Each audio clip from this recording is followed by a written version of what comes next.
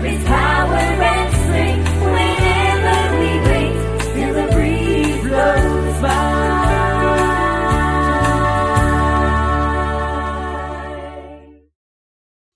A few episodes ago on The Story Behind the Song, I told you folks about meeting a brother when I was 35 years old that I never knew I had. It was Labor Day weekend, 1991.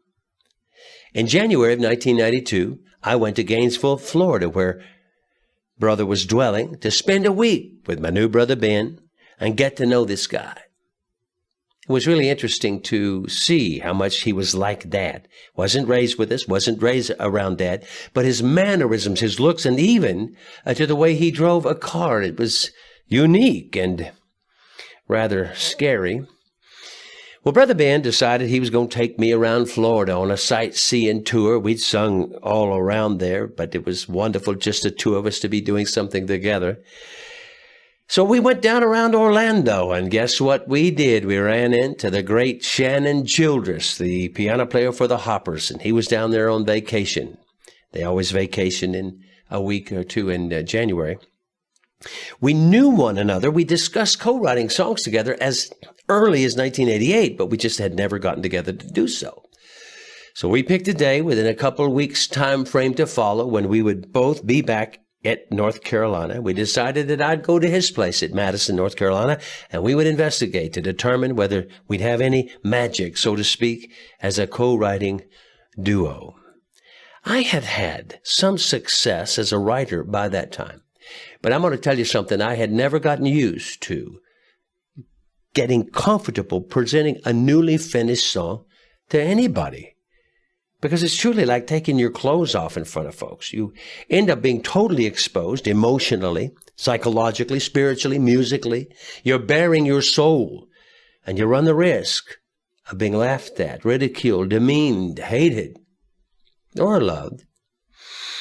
Well, I had worked on the song that you're about to hear for quite a long while. I knew the title. I had the chorus done, the music, the words, the rhythm. It was intact.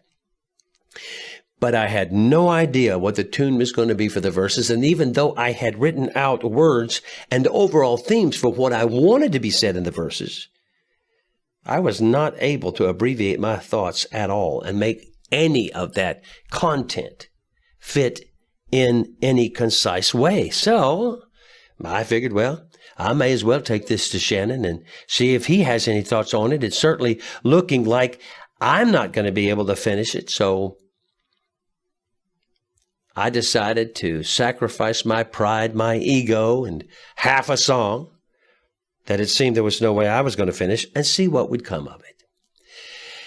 I got to Shannon's, and he showed me around his place and made small talk together, and I was as nervous, honestly, as I've ever been in my life.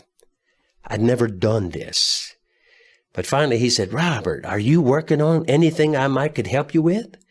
So I whipped out my piece of paper and half a song written on it, and I said, "Shannon, let me sing you the chorus of this song to give you an idea which way it's going so far. But I want you to know that although I have the theme and the basic message for each verse, I've been totally unable to be brief, and I'm just stumped." So I sat down at the piano, and I played and sang the chorus, and he really liked it. And then he looked at the enormous amount of words that I had on the piece of paper, and he said, "Oh, look here. You can say this," as he started crossing words out and writing other words on top of it. "You can say this like this." And I looked at it and I said, well, look at that. Yeah, you sure can. And then he did what I was unable to do, crossed out and rewrote lines in a concise way with absolutely no condemnation, only affirmation. And he was not patronizing me at all. He finished the rewrite of the verses. He sat down at the piano and he put music to them, and all of a sudden, we had co-written our first song together. In the scores of years and songs to follow, there was never anything but the utmost mutual respect for one another, our unique giftings and talents, and love for our Heavenly Father and His music. This is from the project called The King Is Still Coming. That album is And it's one of 2 songs that we co-wrote for that particular album. We recorded another song on this album that Shannon and his mother had written also. This is the first project that we ever co-produced together. That started a tradition, and the 7 albums to follow were also a collective work that always included Shannon and the many songs we would co-write together.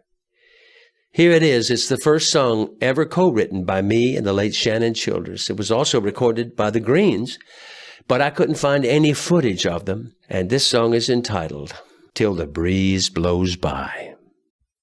The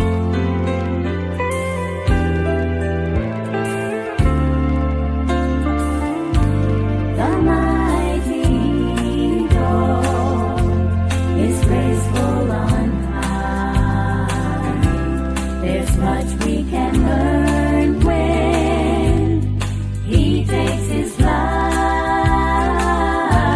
for when he's preparing to take to the skies with all of his power and strength. He spreads forth his wings and he makes till the breeze blows by, like a brook gently flowing, makes the eagle to fly on the wind softly blowing. When the breeze blows by, there is comfort in knowing there is power and strength whenever we wait till the breeze blows by. We wanted to so long, the mountain so high, while way down with struggles that hinder our flight. But when we learn to trust him, we'll mount up with wings, and he will renew our strength. If we will but patiently wait till the breeze blows by, like a brook gently flowing, makes the eagle to fly on the wind softly blowing.